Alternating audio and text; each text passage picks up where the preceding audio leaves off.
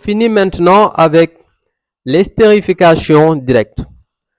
Pour ce qui est de l'estérification directe, en fait, c'est une réaction entre un alcool et un acide carboxylique qui va lui donner un ester plus de l'eau.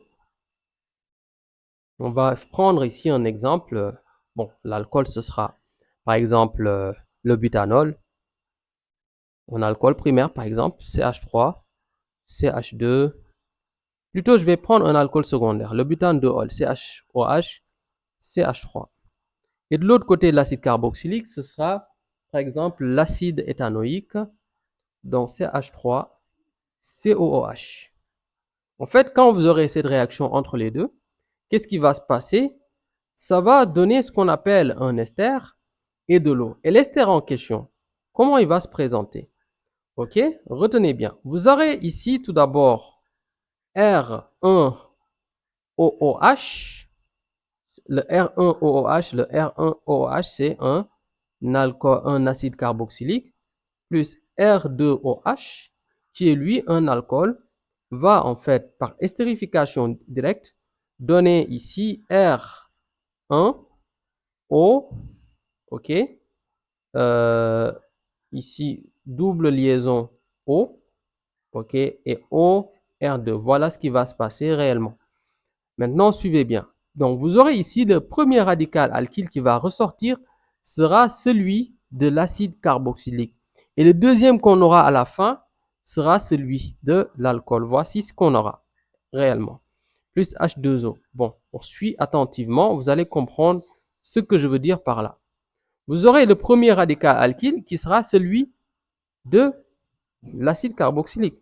Donc, on aura ici, l'ester va se présenter comme ça, CH3, C ici, double liaison O, et là vous avez O, et là vous avez en fait par la suite le deuxième radical alkyle. Maintenant, le deuxième radical alkyle, il va commencer par O. En réalité, ce qui se passe, c'est que quand vous avez une estérification, réaction entre alcool et acide carboxylique, en fait, qu'est-ce que je suis en train de dire plutôt? Voilà, l'un des deux va perdre un groupement hydroxyle. Ok, c'est l'alcool qui va perdre son groupement hydroxyle. Ok, vous savez bien.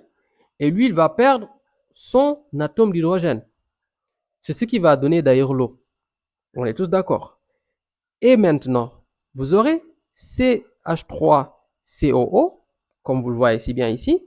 Maintenant, là où le groupement hydroxyle, lui, en fait, il va partir. À ce niveau, il va rester une liaison vacante. Cette liaison vacante, c'est celle qui va venir, en fait, se connecter directement à l'autre liaison vacante ici, à savoir COO. Parce que là, normalement, on devait avoir H. Et donc, ici, ce CH, il vient ici, on aura CH. Ok, donc de l'autre côté, ici, en haut, on aura CH3, c'est ce CH3. Et de l'autre côté, on aura CH2, CH3. À savoir CH3, CH2, et là CH, vous voyez bien. Voilà ce qui se passe réellement. Et maintenant, on a ce type de réaction, et de l'autre côté, on a la molécule d'eau. Bon, pour faire simple, je vais donner ici un autre exemple. On a un alcool primaire, CH3, CH2, OH, et un acide carboxylique. Ici, je vais prendre l'exemple de l'acide propanoïque, CH3, CH2, COOH. Et donc, quand les deux vont réagir, bien sûr, pour donner un ester, vous aurez quoi? En fait, vous aurez le radical alkyle de l'acide carboxylique qu'on va écrire en premier, CH3, CH2, C double liaison O, ok, tiré O. Et lui, son OH, il va venir pour donner avec ici, plutôt son H, autant pour moi, lui, son atome d'hydrogène, va venir avec le groupement hydroxyle de l'alcool, donner la molécule d'eau. Donc, c'est à ce niveau qu'il va se libérer une liaison, et à ce niveau, il se libère une liaison.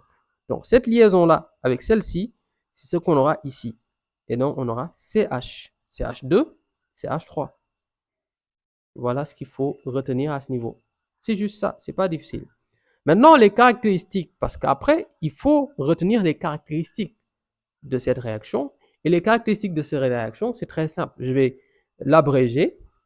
Réversible, ok, plutôt, je vais commencer par la lettre L parce qu'elle se répète 2 fois.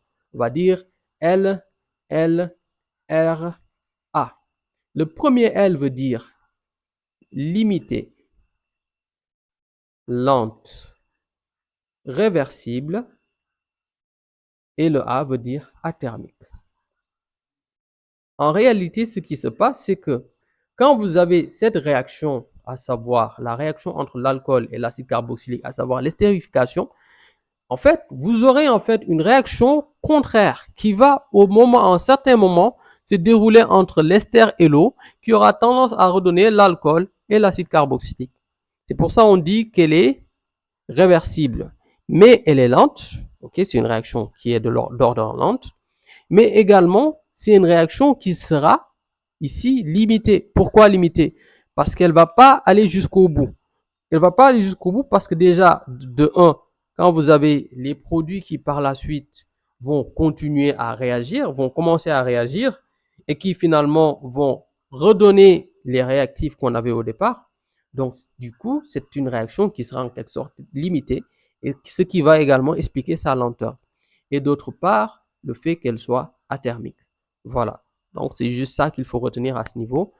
Bon, on a fini la vidéo. J'espère qu'elle vous a plu. Si elle vous a plu, n'oubliez pas, s'il vous plaît, le petit like pour encourager, récompenser le travail, bien sûr. OK, pour permettre aussi à la vidéo d'être mieux référencée. Moi, de mon côté, je vais essayer de faire du mieux possible pour sortir d'autres vidéos. J'ai déjà fini des exercices que je dois normalement mettre en ligne. Voilà, il reste juste le montage. Et donc, d'ici là, on se dit à très bientôt. OK.